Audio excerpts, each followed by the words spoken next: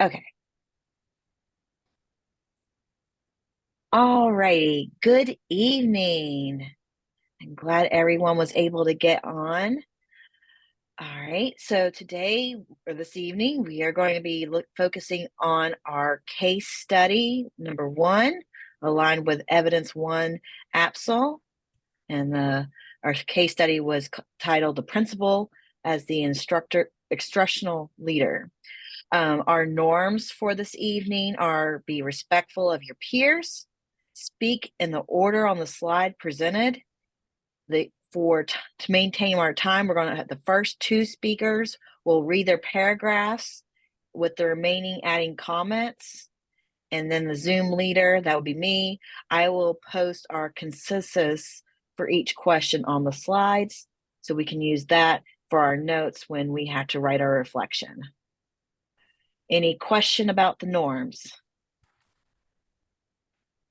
No? Okay. We'll move on to question number one.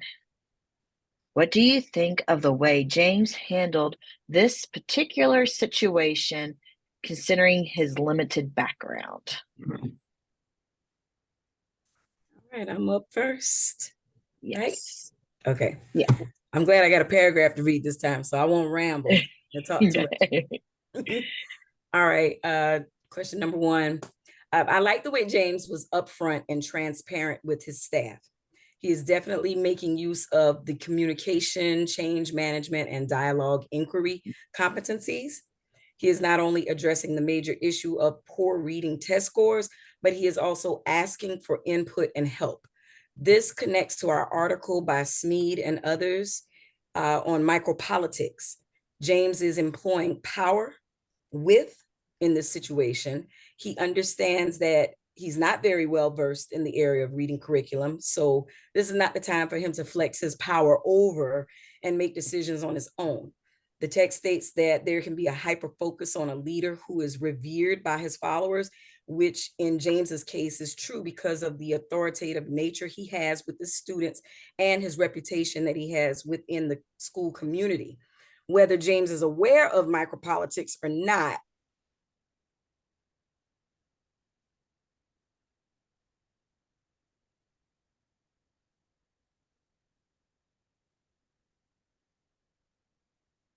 Okay. Trying to make sure it's not me. Okay, there. Sorry. Did y'all get all of that? Did I I go think out? we lost your last two or three sentences. Okay. What was the last thing I heard? I'm sorry.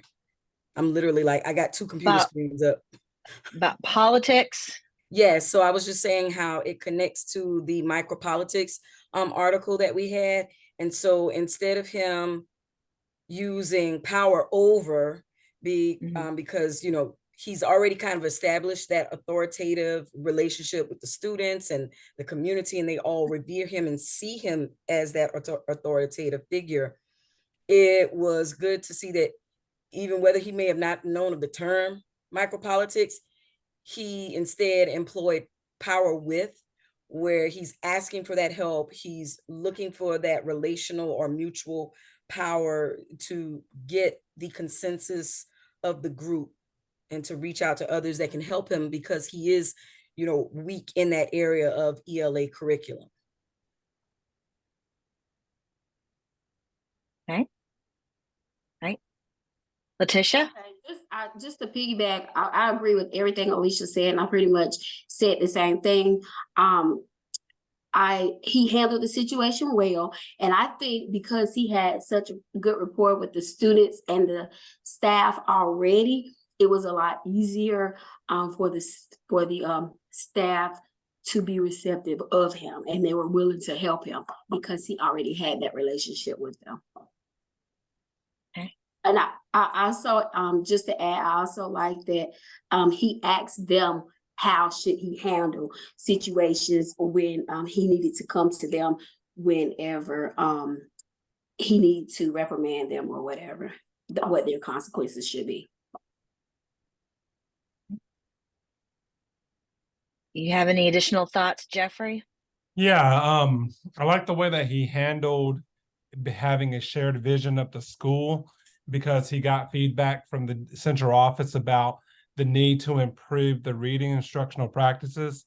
And being a PE teacher with his limited understanding of reading strategies, he focused his work on working with the literacy facilitator and making sure that he was a learner himself throughout the building. Like Ubin, one of our readings, stated that we as instructional leaders and principals, we are also learners within our building, and there should be that open line of communication to improve instructional practices to improve student achievement. Right. And Kristen. Yes, I agree with everything everyone has said, because that's what stuck out to me the most was how authentic he was and real with his staff. And I felt like the way he communicated everything to the staff is what really got them all on board from the very beginning, from the very first start at that first faculty meeting when he just presented the way he communicated, presented everything that they need to work on as a whole learning opportunity for everyone, instead of just, because I mean, it all goes back to communication. So yes, I agree with everyone. Okay. And I, again, agree too. I admired the fact that he did reach out. He was very authentic with the entire staff, and he also had planned scheduled check-ins to continue, not just to say, hey, we're doing this and then put everyone in the dark. He constantly was going through the loops with them and reaching out to the reading coach as a person, as his point of contact, for knowing that that was his biggest struggle that he had ahead of him. So all right, so working together, let's try to, what would we say are the key points in answering this question? Communication Yes. within his staff, and how Alicia brought up the fact that it wasn't like I know all, and he relied on experts within his staff. Power with versus power over. Mm-hmm. I'm going to go back. Power with Versus power over. Power over. Okay. And just the authentic procedures that he had with his whole staff. And that goes back to what Letitia was saying, as far as how do you guys want us to handle when we do make a mistake? Right. Because they said, we don't mind being reprimanded, just do it in private. Right. Right. On Front Street. Yeah. Because they knew that he was real. So, and I like also that he had ties to the school.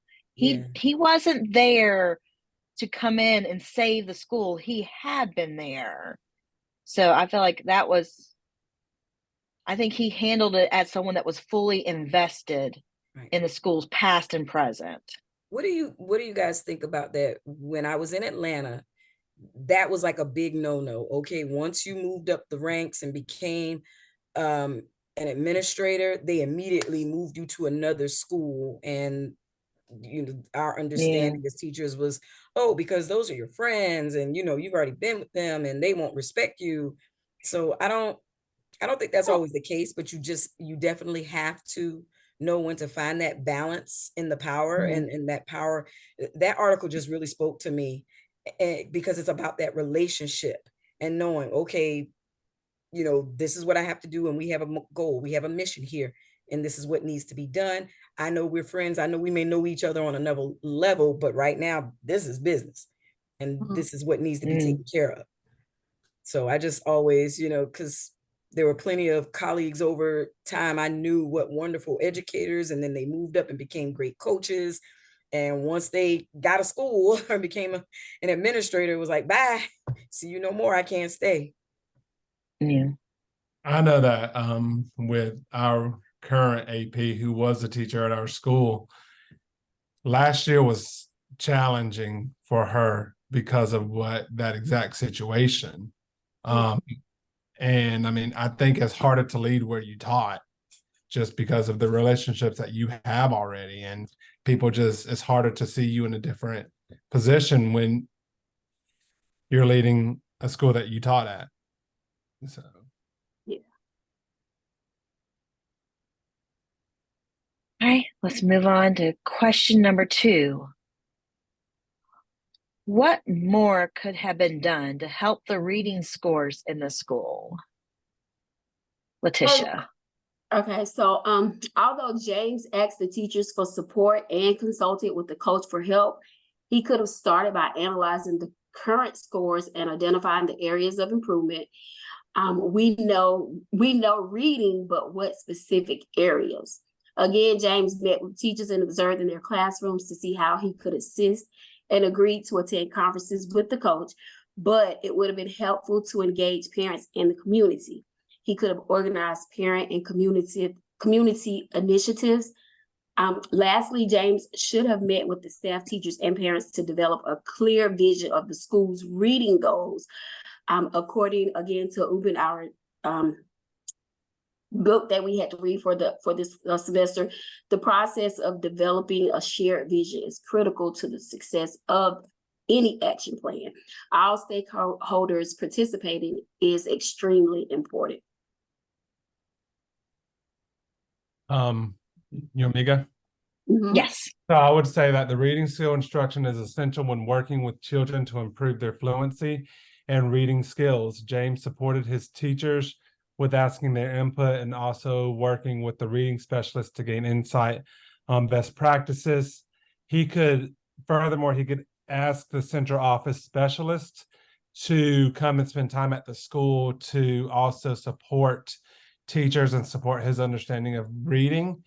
Also going into classrooms to observe best practices and working with the community to bring in literacy-based family nights to better have them understand the strategies that are using in class. And as Uben states, that instructional leaders, they play a leadership role in curriculum design and various curriculum orientation when it comes to ELA and reading skills, and they form the foundation for determining not only what is being taught, but the why and how is being taught in our schools. All right. I Kristen? agree. Yeah, so I definitely I was gonna hit on some of the same points that Letitia and Jeffrey just said. When Jeffrey was talking about involving the parents, it made me go back to that chart that's in our one of our readings about the parent involvement in the learning community. So I think it all ties together. And I think the biggest thing that stood out to me when I was reading it is like what Letitia was saying too, is that it's just defining what exactly in reading needs to be strengthened. So is it phonemic awareness? Is it, what exactly, and which students are the ones? So if they did a more thorough data dive, they could really pinpoint to see if it's, a subgroup of students, or is it kind of across the board? Right.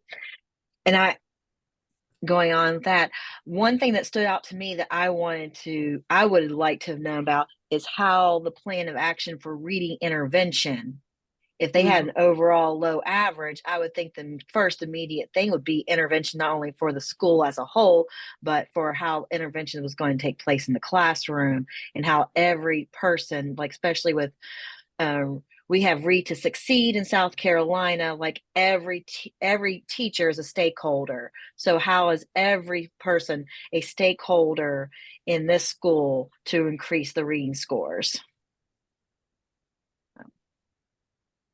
Right.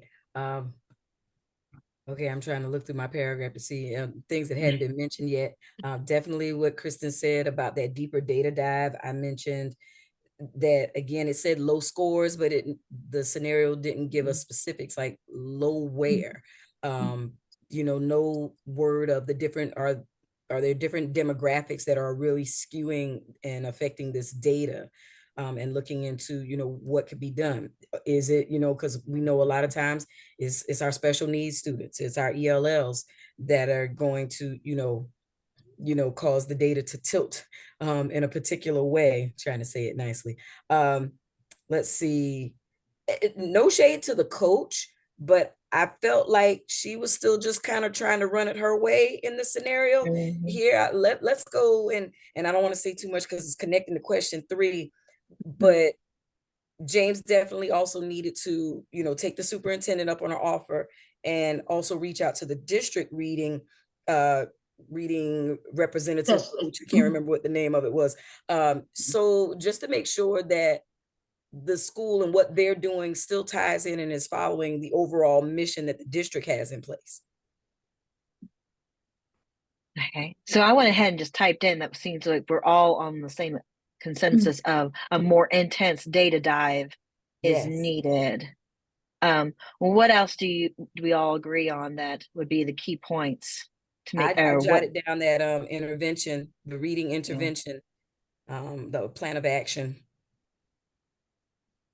And the coach had good ideas as far as, getting into the classroom and viewing the teachers and seeing those things. But I think there just needed to be a clear mapped out action plan. I agree. Alicia, because even though he was going into those classrooms, if he has no reading background, he really wouldn't know what to look for. Right. Right. Yeah. A checklist might even help too. Right. Which this also goes back to what you guys were saying as far as a more deeper look, because what kind of assessments are they going to use to measure it, especially in his case, so that he could truly see if what they're changing is going to make a difference. So more in-depth action planning.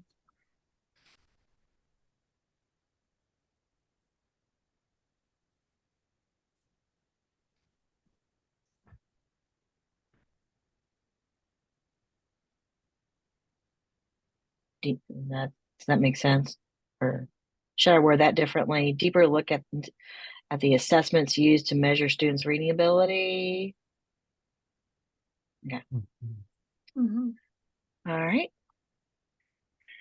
Go on to question number 3. What additional resources could James utilize to help the school improve? So additional support that James could utilize is to work with expert teachers that have reading achievement scores, like reading achievement capabilities based on data, and also engage the teachers who might need extra support in coaching cycles and mentoring opportunities where they can go into classrooms to see the strategies and those best practices being done.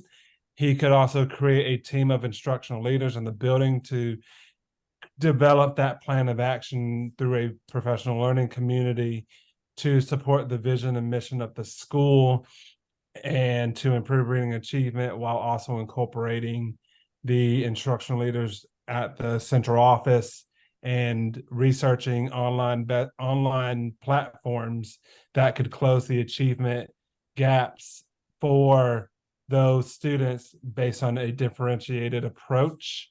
And Ubin states that it's the responsibility of the leader to ensure conditions are present to ensure that teachers are provided those opportunities to reach that shared vision and mission of that plan of action or student achievement.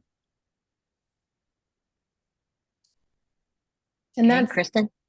And I had very similar points in my paragraph as well. But something that also I thought about when after reading that question is where it talks about in I think it was it's in the Ubin book that we've been reading. I think it was chapter 14 or 15 where it talks about how you should really integrate a technology plan within your action plan. And so after reading that question, it really stood out to me, like what Jeffrey was saying, finding some online platforms to really integrate into your action plan. So figuring out what exactly, because I think, I know technology is a big piece of an action plan, but honestly, until reading that segment, I guess I was guilty of viewing it as technology being a separate component, whereas it strongly suggested integrating it throughout the entire action plan. So my suggestion would be the same, to find some online platforms after reaching out for the district professional development as well. Okay. As I was reading, like the reading coach said that she would provide conferences, like, or and it sounded like her own form of the training that she thought would be good for implementing with the staff. And I would think the best outside resources that James could utilize would be to like possibly have a leadership of teachers going to an actual professional development on reading, to where like they train the trainers, like type of thing, and help the teachers learn that they can help their colleagues learn. Or even like our school with the administrators did letters training. That's another thing where they could all be on board, because I was looking, like this just said the Webster school, so this could be an elementary school. So it having even the principal involved in letters, that would help be able to have that conversation, and also creating like maybe a tutoring, after school tutoring based off low test scores. So I also think that when you go and do, because like I'm in North Carolina and we the entire state elementary teachers K-5, we all had to participate in letters training. We all are letters trained. I also think that there needs to be conversation about how to properly implement those science of reading strategies into the elementary schools, because we all know with professional development, you can hear it all night long because it's a nightly training, but to actually see it in practice, and especially in K1 and 2, those are the fundamental areas where 3-5 teachers we could learn from to improve our reading strategy capabilities. Okay. Alicia? One other piece I wanted to add to that, of course, I had in here, again, Clarice was focused on the test prep, and we don't want to just teach to the test. Of course, we want them to be able to understand and move through that process. Can y'all hear me? Is everybody frozen? Yes. Okay. Yeah, we can hear you. I looked for a moment and everybody was frozen. I'm like, okay, computer, act right. But James, he needs to be in those professional developments as well. Yes. He's got to be in there learning so that he's there, becomes more knowledgeable in that area of reading and any of the other areas as well. So Clarice seems to still just be more book and, physical book, test prep oriented, but we've got to tie in that technology, like Kristen was saying. Let's see, and James has got to make sure that he's getting in on those professional developments, not just the teachers. Okay, Letitia. All right, guys, I'm going to repeat everything you just said. Well, good. I can also put in the key points. I'm going to read my paragraph, and I promise it's everything you just said. Other resources that James could utilize to help improve the school are professional developments other than from the coach, workshops or seminars to help teachers enhance their teaching skills and knowledge of effective reading strategies. He could ask the state to collaborate with the literacy specialists to work directly with struggling students and provide guidance to classroom teachers. He could also consider educational technology and reading software that provide personalized learning experiences and tracks student progress. We learned during the research of the literature review that online digital is helpful for teachers and students. He could possibly create resource centers for parents with reading materials, information, and strategies to support their child's reading development. Lastly, James could implement peer tutoring programs where older students help younger ones with reading, creating a supportive learning environment. All right. I also like going off of what the conversation is as a whole, but we should he should also focus on not just the struggling readers, but making sure the students who are gifted are also needs are met. The Because we know a lot of times those struggling readers, they make gains, but they don't make enough gains to close the gaps, and then those bubble kids or those high flyers fall between the cracks or whatever. And so they don't grow as much as those struggling readers, and then the scores are still low. And I teach a class full of gifted students, and the practices that I used whenever I taught regular ed, the kids who I'm teaching now, they're still struggling readers, and we got to understand that those strategies for gifted learners are also best practices for all learners.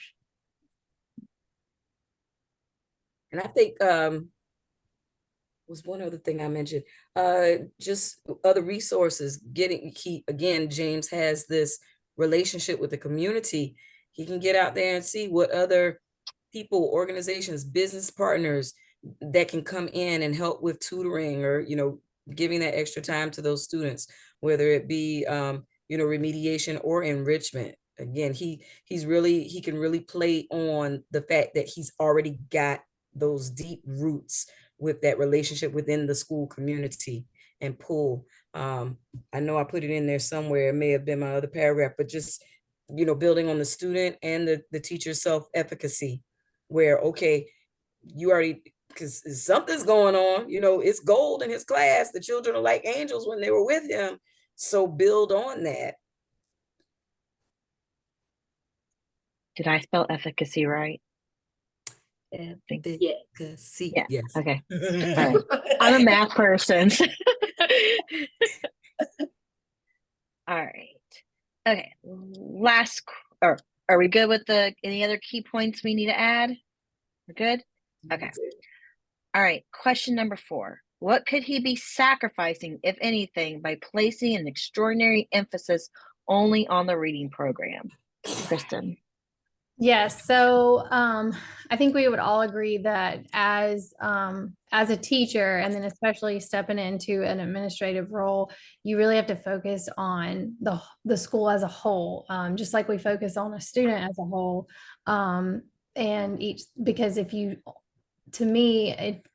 and basically too, if you're just focusing on one area, then you're neglecting the other subject areas.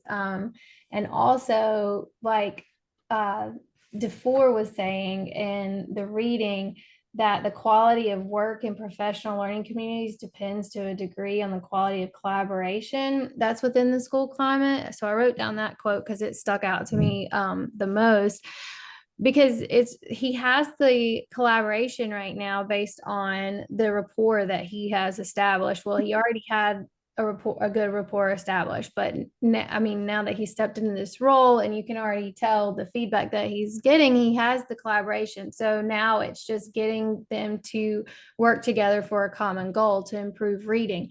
But just like also where it talks about the I wrote it down, the cross unit coordination and the multi-unit staffing design, I think that's imperative too, because we as teachers, just like students, all have different strengths and weaknesses. So I think that if there's no way you could just emphasize or place emphasis just on reading, if that makes sense, because and one thing too that stuck out to me with this, I have kind of seen this firsthand with doing the clinical experience with my principal, because so our school was flagged. It's a pretty high flag. It's overall the students, it's in a wealthy area. So the students come into our school, the median is set really high. However, our students with special needs, they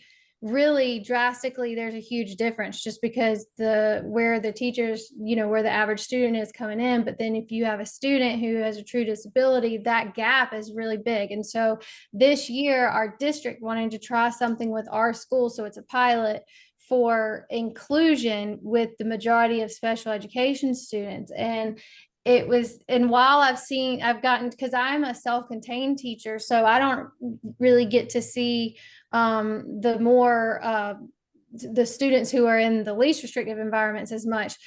However, they've taken all the kids who get pulled out for resource and they've put them into an inclusion model. And this, when I've gotten to do observations through this class, I've kind of had my own varying opinions where I don't necessarily know if I think that it's beneficial. And then when I was reading in chapter 11 of the book, it even talked about the drawbacks of concentrating on just those special education students, because if you do the inclusion model, then you're just pushing them into certain classes. So to me, it works the same as if you're just emphasizing on one subject area.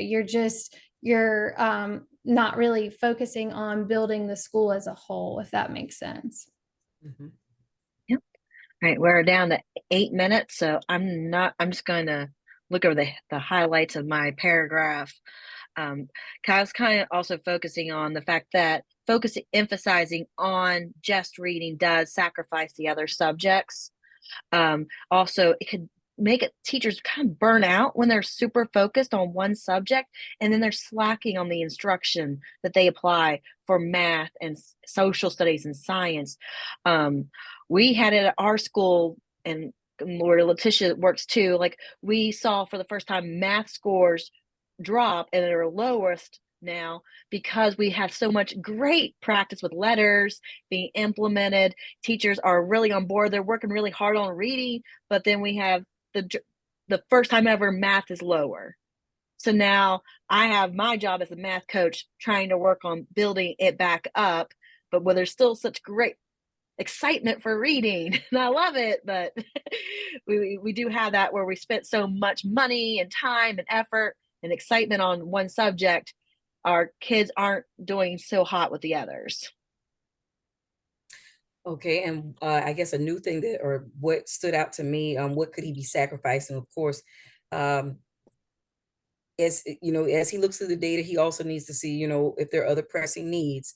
But based on that case study and the things mentioned beforehand, he's a great disciplinarian. And so clearly behavior is an issue at that school, because if they're only behaving when they come to him to PE, you know, we've got an issue that you got to get them in order. I think there was a teacher in the earlier part of the scenario that said that, oh, they liked when they came from PE, came from his class, because then they were calm and they were ready to learn. So chapter, I forget, but I'm on page 90 here in Ubens, and it talks about positive student control and how those principals and those leaders, when they set that expectation and you know what is expected. So I think, again, with him using that relationship that he's already developed as a PE teacher, and especially a PE teacher, that means he's probably got all the students or had all of them. He can help set that tone with the students and the parents, which will then make, you know, learning more conducive when they're going into the classroom. And he's probably going to, you know, of course, good principals are visible, monitoring. And when he does that, that will maybe at least kind of help calm the behaviors down enough where they're settled more and they're ready to learn. All right. Okay, so I said James could be sacrificing a balanced curriculum, pretty much what you all said, student engagement, also legal and compliance issues, because the state, there's laws and you have to there's requirements, so you have to have so many minutes of each subject. So when you're focusing on reading, you're neglecting the other subjects.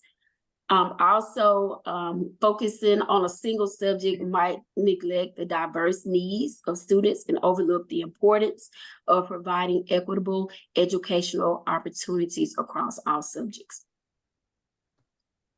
And going off of what everybody has said, the consensus that if you just focus on reading instruction, then it does hinder all the other subjects. And he should focus on the interdisciplinary cross-curriculum model, in which how does reading support science and math and writing instruction? Because we all know that children have to have those foundations of reading in order to be successful in all other subject areas. So how do we tie that into all of the teacher efficacy and teacher professional development to help build the capacity of teachers to incorporate that into their classroom?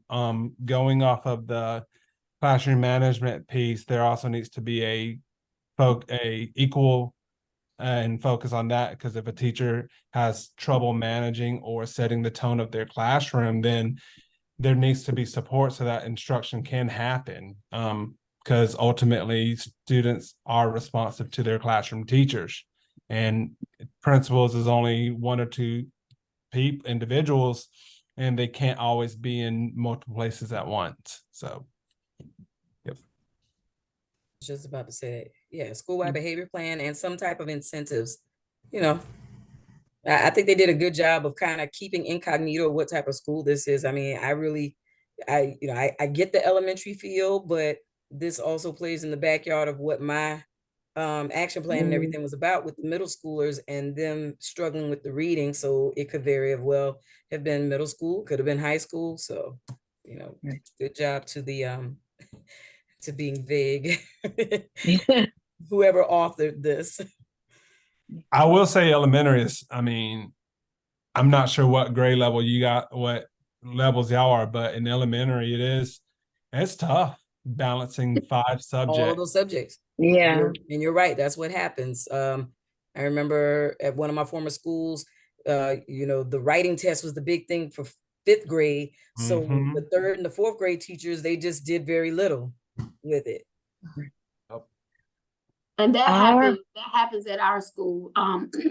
At our school, 4th grade is the only school that is tested in science.